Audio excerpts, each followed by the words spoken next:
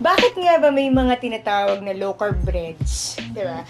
Meron pa tayong tinatawag na sugar-free, keto-friendly, gluten-free, dairy-free, duty-free. Sobrang dami, diba? So if you're just starting in your diet journey, or you just want to be healthy in general, medyo overwhelming yung dami ng options na ginagawa ng mga sellers ng ating mga diet breads. The question is, how do you find the perfect bread for you? Yun ang tanong. So in this video, we're going to discuss the different types of low-carb bread or mga diet breads. And of course, we're featuring our very own lineup ng mga breads dito sa Burp Low Carb Deli. Starting off with the sugar-free bread. So ano bang sugar-free yung meron tayo? Sugar-free and low-fat pandesal. We have Spanish bread. Ito, mabilis tong maubos eh. We have Korean garlic bun. And we also have chicken floss. So, sugar-free yan lahat, diba? So, ano nga ba to? Bakit may mga sugar-free bread? So, basically, this is no sugar added. Kasi bihira naman talaga yung zero sugar. But for the sake of simpler communication, let's call this sugar-free. This is perfect for those who are just avoiding sugar. Well, definitely, hindi niya kapresyo yung mga regular breads. And that's because we use plant-based sweeteners kagaya ng stevia or monk fruit, ganyan, as an alternative to give it a sweet taste. Kasi syempre kailangan masarap, 'di ba? And also because, ito ha, I would like for you to listen to me very carefully dito sa kwento ko na to. If you buy a bread from the supermarket that says it's sugar-free, tignan nyo rin actually kung white bread pa to or whole wheat bread. Kasi, kung sugar-free nga, pero white bread naman, which means white flour ang gamit, it doesn't make sense na mag-sugar-free ka pa. Because white breads are made with flours na mataas sa starch at mas nakaka-spike ng sugar. Kaya here with Burp, we use whole wheat flour na mararamdaman mo mismo sa tiyan. Because whole wheat flour has higher fiber and protein content. In a way, this will make you feel full for a longer time. Sa mga hindi nakakaalam, iba kasi talaga ang effect ng sugar sa eating habits. Pansinin mo, minsan sa sobrang sarap ng pandesal, and let's talk about mga regular na pandesal kaya mong kumain ng hanggang 5 hanggang 10 pandesal. Kasi, bakit? Kasi yung sugar or yung powdered milk na may sugar na ginagamit sa mga pandesal na yan actually sends a signal to your brain na you want more and more and more. Kasi gano'n naman talaga magtrabaho rin ang sugar sa katawan, 'di ba? When in fact, okay ka naman na. It's just that the signal telling your brain na you want more, 'di ba? So, to eat moderately, we really need to emit, or if not, at least lessen our sugar intake, and that's a fact. A fact. So, anyway, here we have pandesal. It's also low fat. Alright? So, we also have our Spanish bread na ginagamitan natin ng pure butter, of course. We don't use margarine here.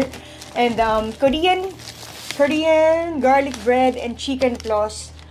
And ito, we don't use carbs sa fillings and toppings niya. So, even the fillings and toppings are not just sugar-free, but low carb talaga. Ayan. So, actually, ang bilis nito maubos. Super duper duper. Ayan. So, moving forward, we also have a sugar-free loaf here. Ayan. That has a very high protein content naman. It has around 28 grams of protein per serving. So, para sa mga sensitive sa protein intake nila, or mataas ang requirement, kagaya ng mga nag-gym, this is really perfect. This is really perfect for you guys. Saka sobrang sarap niya talaga. Maraming na-addict dito. You know, as we age, we all tend to lose muscle mass. So, habang tumatanda, the more we have to take our protein seriously. So, this is a very convenient way, diba? So, now let's talk about keto breads and pastries. For the keto breads, of course, we use low-carb flours such as almond flour, coconut flour, psyllium husk. Well, the question is, does it taste differently compared to regular breads? Well, of course, malayo siya in terms of taste, texture, and density. Bakit nga ba? Well, okay, first of all, sugar-free din siya. Secondly, low-carb flours don't contain gluten. At ang gluten ay isa sa mga tumutulong magpaalsa ng bread. So basically, kapag ang low carb bread ay gluten-free din, siksik siya. Mabigat pero kayang pasarapin. And third, since some low carb flours are coarse, mean to say hindi siya fino, powdery, ganyan, it can be grainy in terms of texture. Pero naman, kahit low carb bread, ginagawa namin lahat para talagang maging masarap siya. So here, I'll show you our keto breads. We have keto pandesal.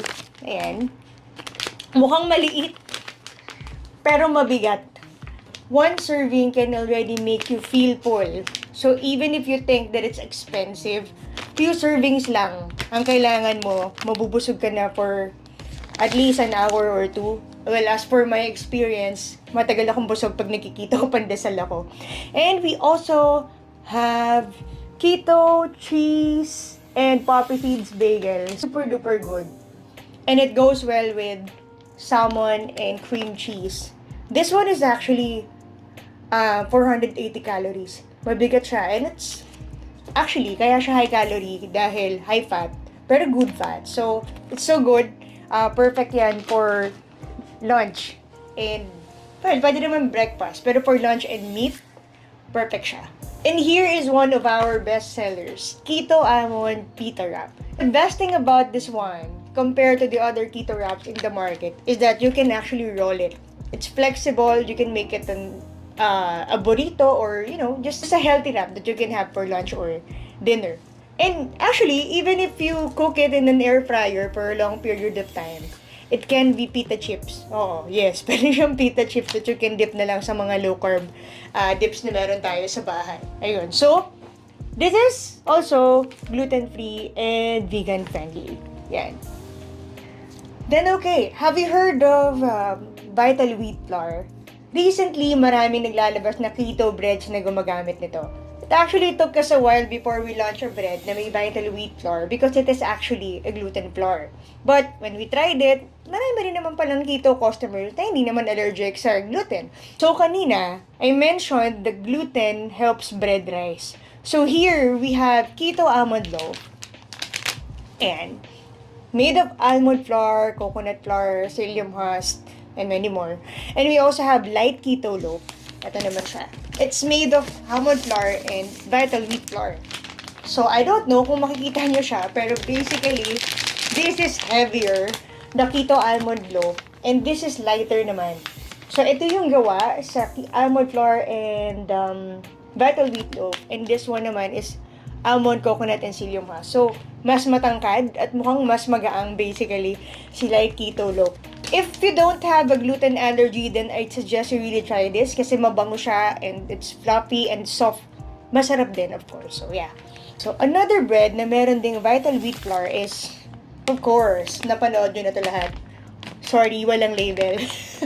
Keto butter croissant. So, actually, oh my God, ever since the last reel, lagi itong ubos and ang dami na niyang repeat customers. And it's really good that you don't even have to put fillings or dip. Talagang masarap siya. Butter talaga siya kung butter.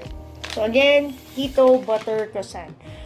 Moving forward, let me show you our keto pastries naman. So we have 3 cheese garlic focaccia.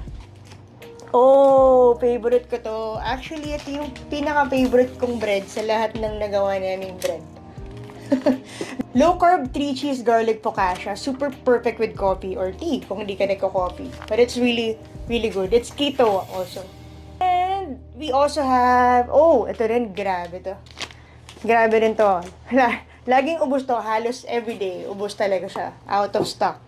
Keto Milky Cheese Tart. So, as you can see, ayan, it has 5 pieces per box. It's so good. Not just for dessert, but also for breakfast or snack. So, it's really, really good. Ayan. So, there, you can see all our breads here. The hack here, okay, the secret or the hack here is try to visit our store from 5 p.m. to 7:30 p.m. from Mondays to Saturdays and 11 a.m. to 8 p.m. on Sundays naman. We actually offer 20% off discounts sa lahat na ito. Lahat ng breads, including pastries, cake slices, and even meals, di ba? So, pwede kang mag-hoard between those times, di ba? So, come on, mag-hoard na kayo dito sa Burp. And, syempre, kasama rin dito sa 20% yung brownies natin and donuts. Ayan. So, again, Monday to Saturday, 5 p.m. to 7:30 p.m. ang discount. And also, Sundays, 11 a.m. to 8 p.m. And good news para sa mga mahilig mag-credit card, tumatanggap na po tayo ng credit card ngayon. So, ayan. See you here. Kwentuhan tayo tungkol sa mga fitness and diet journeys naman ninyo. See you! Anong favorite mo dyan? Ako, ito talaga. Focaccia. Ako ito. Siyempre, kagumawa niya. Siyempre floss.